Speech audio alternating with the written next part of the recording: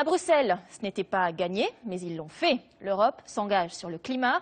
Elle va réduire de 40% ses émissions de gaz à effet de serre d'ici 2030.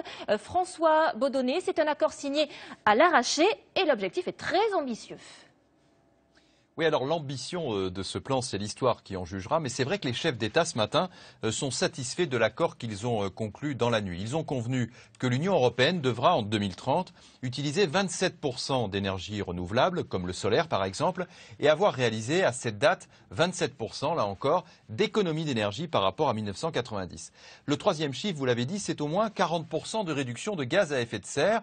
Or, le diable est dans les détails. Cette expression « au moins » fait plaisir à Angela Merkel et à François Hollande parce que ça veut dire que l'Europe pourra faire plus encore lors du sommet de Paris fin 2015.